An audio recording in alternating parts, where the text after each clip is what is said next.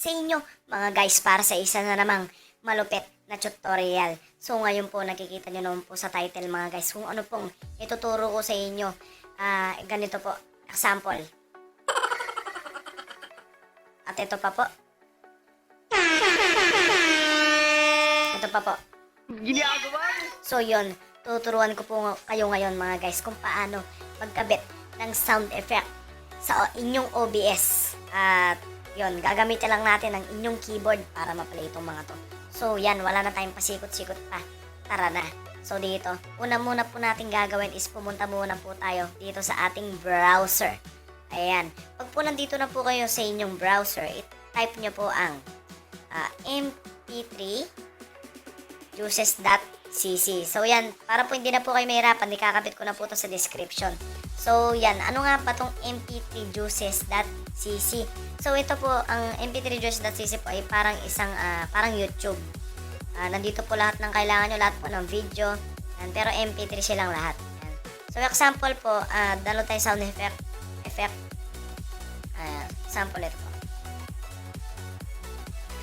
Sabihin na natin quack sound effect.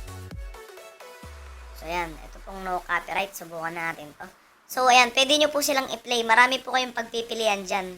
Tapos pwede po silang i-play kung tama, kung para malaman nyo po kung tama po yung na-download nyo. Ayan, so subukan po natin tong i-play. So yun, isa pa dito pa tayo sa isa, 1 hour to.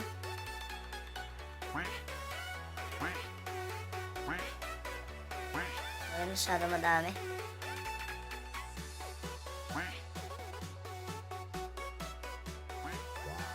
So ito. So yan, stop muna po natin. So yan, paano nga ba ma-download to? So siyempre po, pipindutin nyo po itong download. Ayan. Download. Tapos, pag po pinindot nyo po yung download, di po siya kagad madadownload. Meron pa pong lilitaw sa baba niyan na download, save to cloud, tsaka share on Facebook. Siyempre po, pipindutin natin itong download ulit. So, pag po napindot nyo yung download, automatic po, magda-download na yan dito sa baba. Pero, ayan po, ayan nyo lang yan, ads lang yan. So, ayan, hintayin lang po natin matapos. Wait lang, hintayin lang natin itong matapos. So, ayan. Tapos na nga po. So, check nyo lang po kung tapos na. Pindutin po natin. Yun. So, okay na po siya. So, balik po tayo sa ating OBS. Ayan. Kapunta po natin dito sa ating OBS. Right click nyo lang po. Add po tayo. Media source. Ito po, media source. Click nyo lang po yan. Tapos lagyan po natin pangalan para hindi po tayo malito. Ano po natin? SFX. Quack. Lagyan po natin maraming K. Ayan. So, pinutin nyo po itong OK. Tapos, ayan. Browse po tayo, browse. So, kadalasan po, makikita po yan sa download. Ayan, punta tayo dito sa download. Ito po siya. Itong quack. So, open lang po natin. Ayan, so, nandito na po yung file. So, may tip lang po sa inyo dito mga guys. So, wag nyo po i-click itong loop. Dahil pag kinilik nyo po yung loop na yan, pag po pinindot nyo po yung sound effect, magpe-play po siya, tapos ikot-ikot siya nun. Infinity siya, ikot-ikot lang. Ulit-ulit lang yan guys. Kaya wag nyo po i-check tong loop. Ayan, so okay na po natin. Tapos na tayo dito. So, ayan.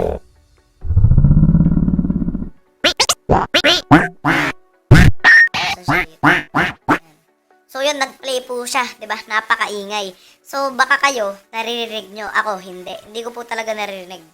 So, mamaya, alamin natin yan. Tuturo ko po sa inyo kung paano marinig yung sound effect. Ako po hindi ko narinig, baka kayo. Yan, kasi naka-record po tayo ngayon mga guys. So, yun po. Paano naman i-play itong sound effect sa pamamagitan ng inyong keyboard. So, madali lang po yan. Punta lang po tayo dito sa ating settings. Yan po, click nyo lang yung settings. Tapos hanapin nyo po yung hotkeys. Ayan, hotkeys. Ito po siya. Hotkeys, tapos baba nyo lang po. Yan, alphabetical naman po yung mga yan. Hotkeys, tapos hanapin nyo lang po yung pinangalan nyo ng sound effects. Hanapin po natin yung SFX Quack. So, ito po siya. SFX Quack. So, meron po ditong mute, unmute, push to mute, push to talk, tsaka restart, play, pause, up. So, dito po, pipiliin po natin dito is itong restart. So, yan, restart. So, ayan po. Pag po napindot nyo ni restart, pwede na po kayong pumindot sa inyong keyboard kung ano po ang pipindutin nyo para ma-play nyo tong sound effect. So, pipiliin ko po dito is itong arrow left. Ayan. So, pagkatapos nyo pong napindot yan, apply nyo lang po. Apply. Okay. Ayan. So, yun. Subukan po natin. Subukan po natin pindutin itong left arrow. Ayan. So, yun. Nakita nyo po, nag-play po siya. Nag-play siya mga guys. So, pero ako, hindi ko siya narinig. Siguro kayo narinig nyo kasi naka-record po tayo. So, yun. Paano nga ba marinig to? Paano nga ba marinig to?